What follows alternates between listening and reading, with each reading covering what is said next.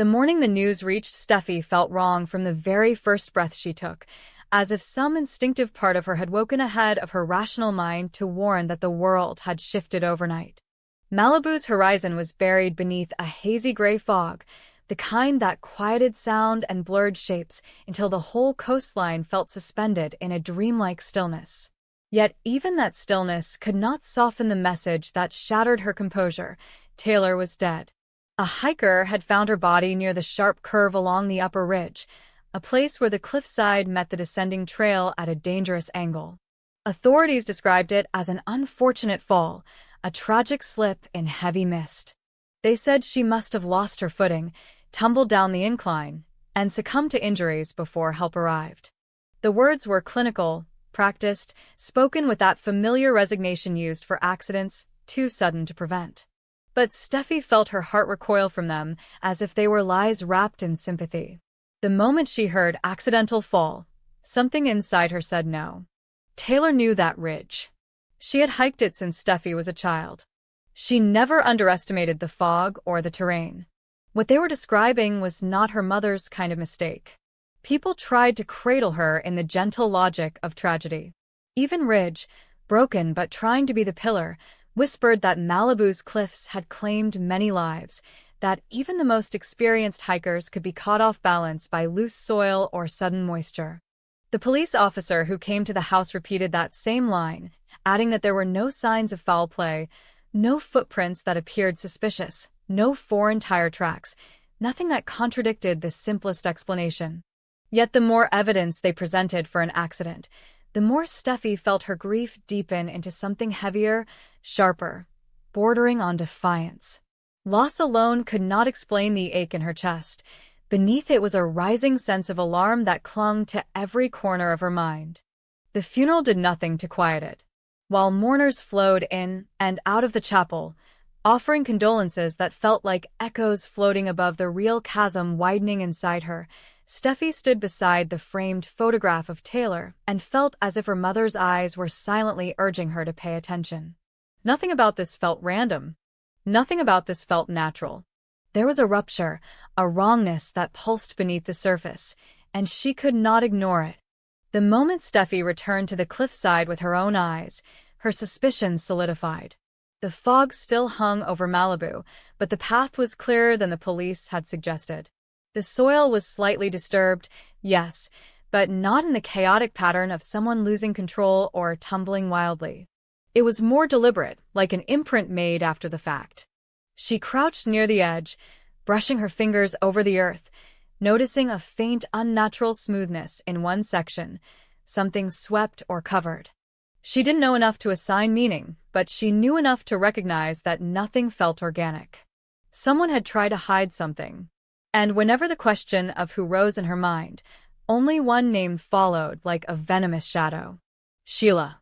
Even thinking it felt like pulling a thread that threatened to unravel her remaining composure. Sheila Carter had left scars on every generation of their family, a legacy of obsession, violence, manipulation, and cruelty that resurfaced too many times to be coincidence. Steffi had spent years trying to protect her loved ones from that poison, but Sheila always slithered back, as persistent as a recurring nightmare. The thought that Taylor's final moments might be tied to that woman ignited a slow-burning terror inside Steffi, because terror was the only word that could coexist with rage without consuming her entirely. But Steffi had something more concrete than instinct, something more damning than the memory of all the threats Sheila had ever whispered. She had a specific moment burned into her mind, one she had brushed aside before because she hoped, foolishly, that Taylor would remain untouched by Sheila's madness. The memory came from weeks earlier. Taylor and Deacon had been growing closer, finding an unexpected companionship that surprised even Steffi. It was fragile but genuine, a connection built on honesty rather than old wounds. And Sheila had seen it. Sheila had cornered Taylor in the back corridor of Il Giardino, her voice low and icy, warning her to keep her distance from Deacon. She hinted that Taylor was a problem to be eliminated. It hadn't been vague. It had been a threat clothed in thin civility. And Lee had witnessed it. Steffi remembered the way Lee recounted that moment, her expression sharp, her voice tight with disgust at Sheila's audacity. At the time, it felt like another of Sheila's empty intimidations, terrible but not necessarily imminent. Now it felt prophetic. Steffi carried these memories in silence as she combed through Taylor's belongings, searching for any clue, any discrepancy, any detail that could anchor her suspicions in reality. The police insisted that Taylor had no meeting scheduled, no message received, no urgent appointment that would explain why she had been on the ridge so early. They painted a narrative of a solitary morning walk gone wrong. But Steffi noticed Taylor's phone had a missing call record, something wiped clean. She noticed the laces of Taylor's hiking boots were damp in a way that didn't match the terrain where she was found. She noticed her mother's jacket had the faintest trace of something pungent beneath the smell of coastal air, a chemical she couldn't identify. These were fragments, nothing legally admissible, but to Steffi they collectively whispered that someone had orchestrated this. She tried to share her findings with Ridge, but he met her with that heartbreaking mixture of concern and exhaustion. He wanted to believe her, but he clung to the hope that Taylor had simply slipped and that his daughter's grief was magnifying what wasn't there. Even Finn, supportive and gentle, urged caution. He didn't dismiss her, but he reminded her that grief often looked for villains to punish, even when none existed. Yet his voice lacked certainty. He knew Sheila too well to truly believe she was incapable of this. It was his hesitation that told Steffi she wasn't imagining things. His fear mirrored her own. So she went to Lee. Lee was one of the few who never underestimated Sheila. When Steffi reminded her of the threat she had heard, Lee's expression hardened instantly. She confirmed every word, how Sheila had stepped forward, eyes blazing, and said that if Taylor got between her and Deacon, she would be removed. Sheila had said it with the kind of conviction that didn't sound hypothetical. Lee had reported it to no one because threats from Sheila were so common they lost their shock value. But now, with Taylor gone, that threat felt resurrected, alive, and damning. Armed with this testimony and her own discoveries, Steffi approached the police again. She expected resistance, but she didn't expect the subtle shift in their demeanor when she mentioned Sheila's previous history, her proximity to the family, the specific threat. What had seemed like an uncontestable accident suddenly sounded like a potentially staged event. Yet even as they opened an inquiry, they reminded her, with careful, measured language, that nothing she presented constituted definitive proof. They needed evidence, traceable links, witnesses, or physical signs of forced involvement. And Sheila was far too adept at cleaning up after herself. Her crimes rarely left fingerprints, they left psychological casualties instead. Steffi felt a new conflict rising inside her, not simply grief for her mother but a suffocating frustration that the truth was slipping between her fingers. She couldn't mourn properly, because mourning implied acceptance. She couldn't accept anything until she knew for certain whether Taylor's death had been fate or design.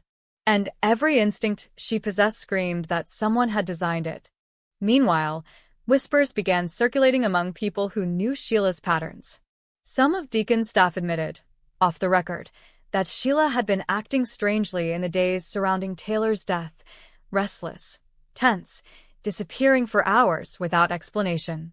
Deacon himself, devastated by Taylor's passing, confessed to Steffi that Sheila had reacted oddly when she mentioned Taylor to him afterward, as if she already knew too much.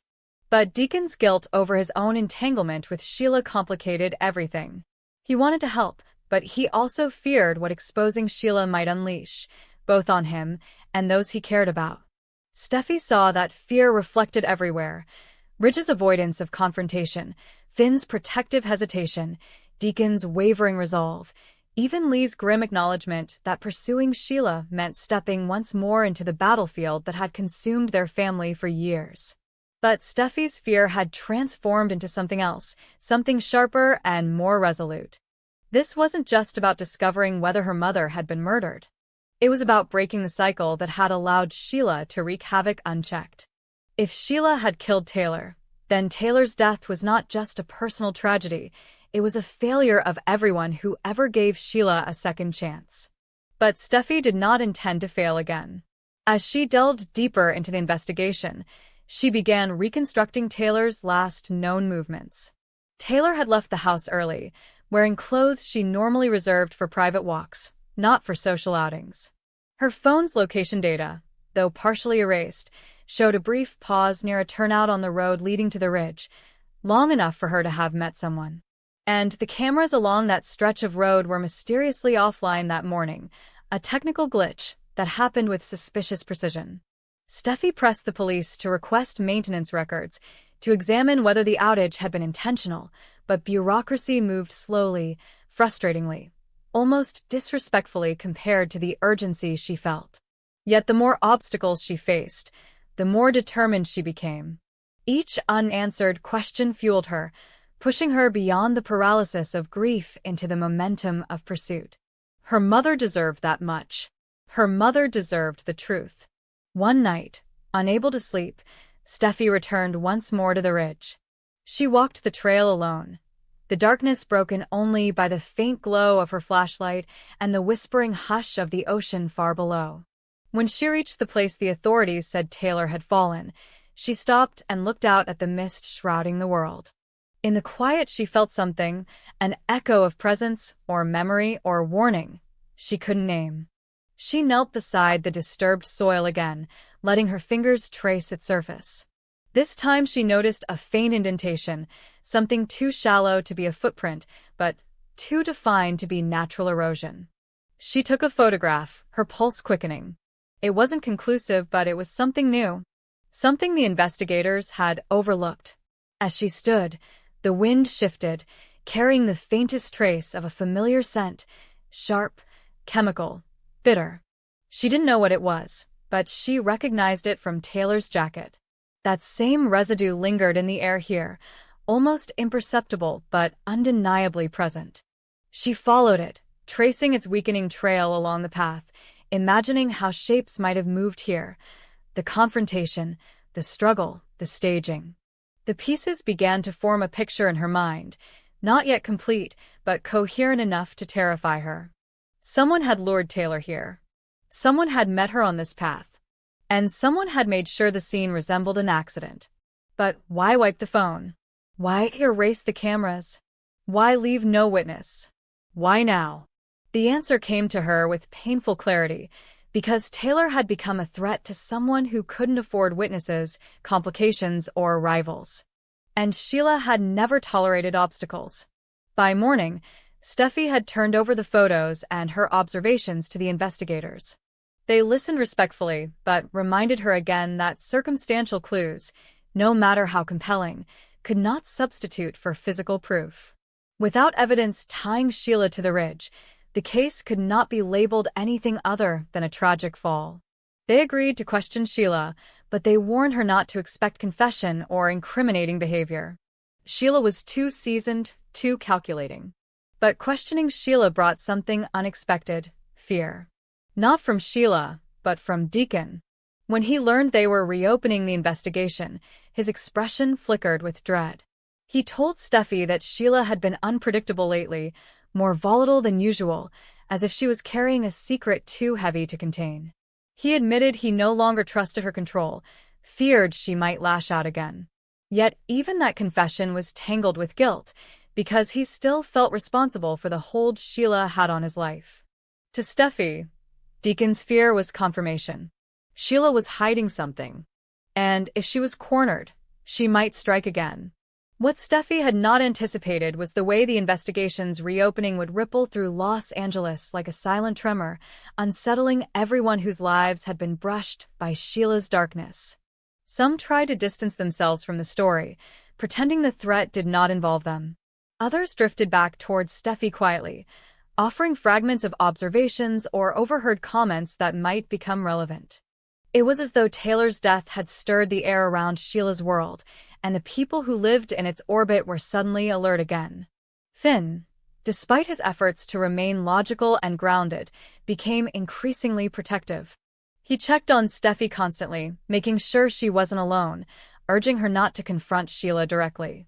But beneath his calm words was a fear he struggled to suppress, the same fear that had shadowed him ever since the day he was shot protecting Steffi from Sheila's rage.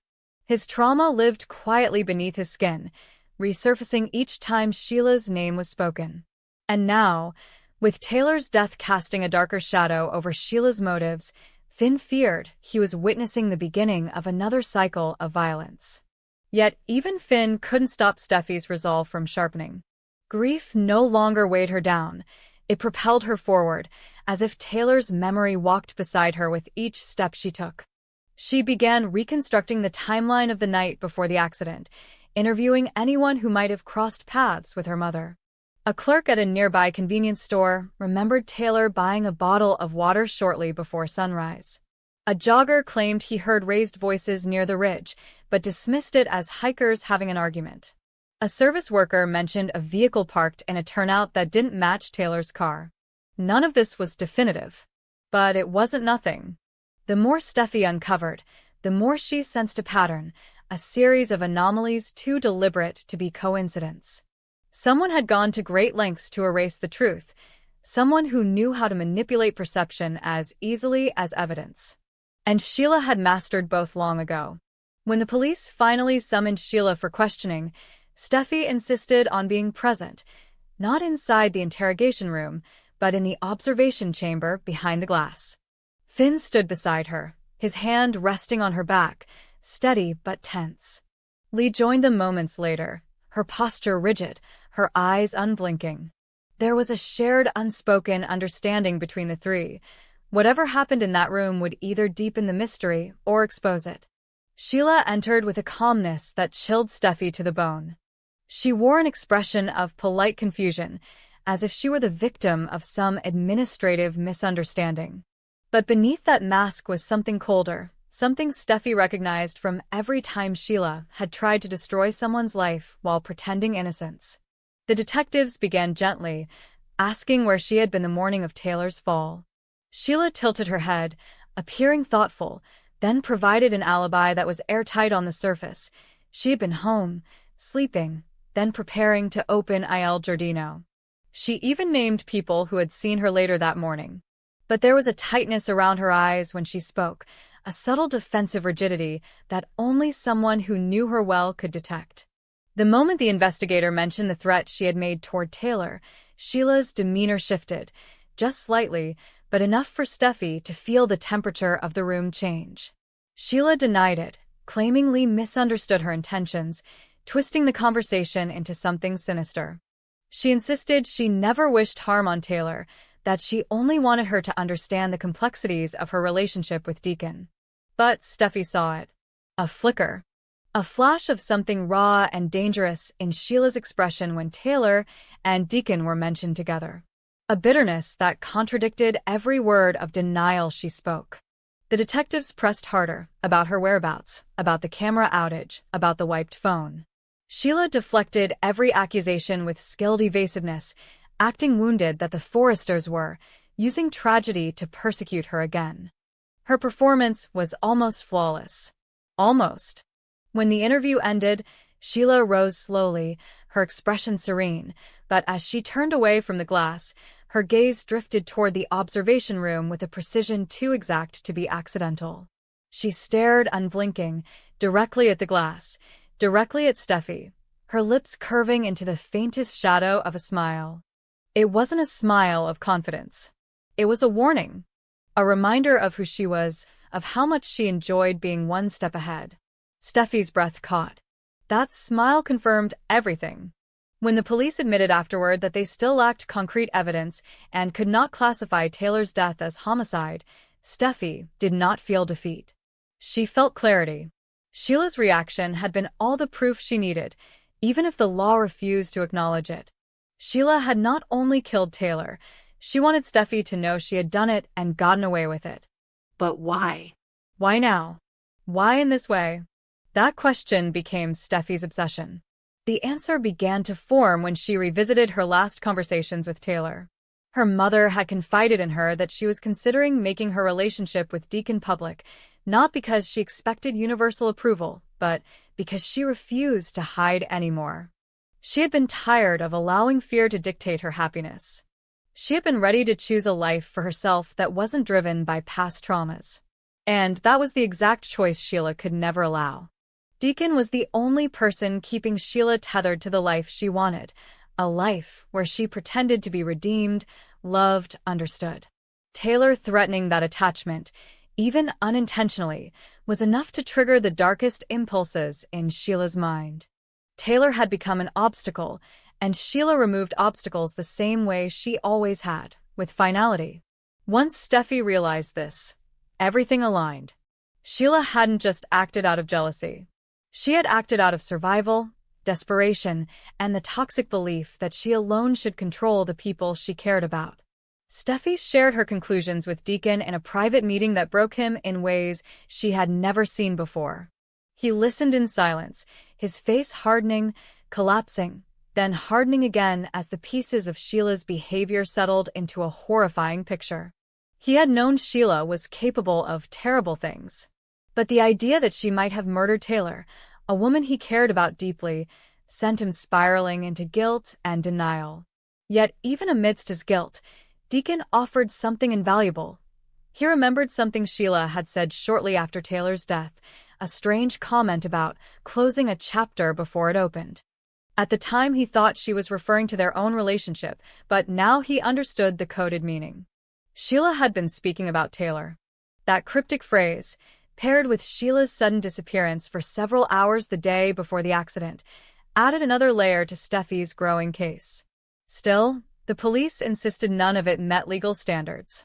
Steffi felt trapped between justice and reality. The truth existed. She could feel it, taste it, see it in every tremor of Sheila's controlled facade, but she could not hold it in her hands. She could not present it to the world. The law did not bend for intuition, no matter how accurate that intuition might be. And Sheila knew that. The weight of this realization trapped Steffi in a psychological war she could not escape. Every night she dreamed of Taylor calling out to her, asking her to uncover what really happened. Every morning she woke with the same tightening in her chest, the same vow that she would not let her mother's memory be rewritten as an accident her mother would never have allowed herself to make. As days passed, Steffi found herself fluctuating between cold determination and crushing vulnerability. One moment she was dissecting evidence, filling notebooks with observations, drawing maps of the ridge. The next she was collapsing into Finn's arms, mourning not only her mother but the part of her that no longer felt safe in a world where Sheila still breathed freely. But grief, when fused with purpose, can become its own kind of strength. Steffi began studying Sheila's patterns throughout her life, her past crimes, her psychological profiles, her documented manipulations. She realized Sheila rarely acted impulsively. Her crimes were always emotionally motivated but strategically executed. She targeted people who threatened her control, always choosing the moment when they were most vulnerable or isolated. And she always ensured plausible deniability. Taylor fit every one of those patterns. The more Steffi researched, the more one terrifying conclusion stood out. If Sheila viewed Taylor as a threat to her relationship with Deacon, then the next threat, Steffi herself, might already be in her sights. That realization lit a deeper fire in Steffi's spirit. This was no longer just justice for Taylor. This was survival. This was protection for her children, her family, her future. Sheila had crossed a line that could never be uncrossed. But Steffi wasn't the only one unraveling the truth. Across town, Lee was conducting her own investigation, leveraging her medical expertise to uncover something Steffi had overlooked. The trace chemical scent she found on Taylor's jacket was not from the environment. It was a compound used in certain sedation patches meant to immobilize muscles temporarily.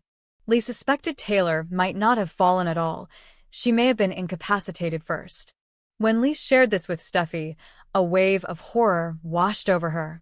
The idea that Taylor might have been awake, aware, unable to move, forced toward the cliff, it intensified the tragedy to an unbearable degree. But it also provided the first scientific clue that could crack the case open. Lee obtained a sample of the chemical residue and sent it to a private lab. If it matched a known sedative compound, It could reopen the investigation on entirely new grounds. Yet even this hope was fragile. Without a direct link to Sheila, the police might still refuse to act. As Steffi awaited the lab results, she felt the pressure tightening around her life. She noticed unfamiliar vehicles parked down the street. She saw shadows outside her home at odd hours. Finn told her it was her imagination, grief playing tricks on her. But Steffi knew better. She could feel it in her bones. Sheila was watching her. Not because she feared exposure, but because she enjoyed the psychological game of letting Steffi know she was always one step ahead. Steffi tried to shield her children from the rising tension, but even they sensed the heaviness that had settled over the house. Kelly asked why Grandma Taylor wasn't coming back. Hayes clung to Finn as if afraid he might disappear too. And Steffi, trying to be strong, felt herself fracture in all the small moments when no one was looking. Yet through that fracture, something unbreakable began to form. She would not stop. She would not surrender. She would not allow Sheila to erase Taylor with a lie. The night before the lab results were due, Steffi stood alone on the balcony, overlooking the ocean. The waves crashed below with relentless force, reminding her that even the most constant rhythms of life could feel cruel in grief. She closed her eyes, letting the salty wind wash over her. For a moment she imagined Taylor beside her, offering the quiet strength she had always given her children. And then she heard footsteps. She didn't turn immediately. She didn't need to. She felt the presence behind her like a drop in atmospheric pressure, a familiar disturbance in the air. Sheila. Steffi gripped the railing, her heart slamming against her ribs. The audacity of Sheila entering her home, approaching her without fear, without hesitation, it was confirmation of everything Steffi had suspected. Sheila wanted to control the narrative. Sheila wanted to intimidate her. But Steffi refused to give Sheila the satisfaction of fear. She turned slowly, meeting Sheila's gaze with ice.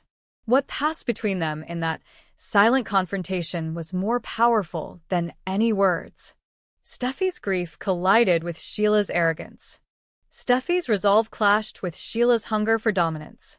Steffi stood taller, stronger, not because she wasn't afraid, but because her love for Taylor eclipsed everything else. Sheila finally spoke, but what she said pushed Steffi beyond the edge of restraint.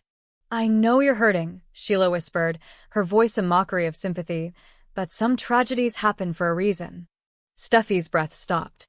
The world narrowed to a single point of clarity. Sheila was confessing without confessing, taunting without incriminating herself. Steffi took a step forward, close enough to see the flicker of satisfaction in Sheila's eyes. Sheila enjoyed this, the tension, the fear, the power. But then something unexpected happened. Sheila's expression shifted, not into anxiety, not into guilt, but into something Steffi had never seen before. A moment of warning. A moment of anticipation. Almost as if Sheila knew something Steffi did not. Almost as if something else was coming. And then Sheila stepped back into the shadows, disappearing as effortlessly as she had appeared. Steffi's pulse thundered long after she left. Because Sheila's final words had not sounded like triumph. They sounded like a threat. Or worse, like a promise that Taylor's death was not the end of what she had planned.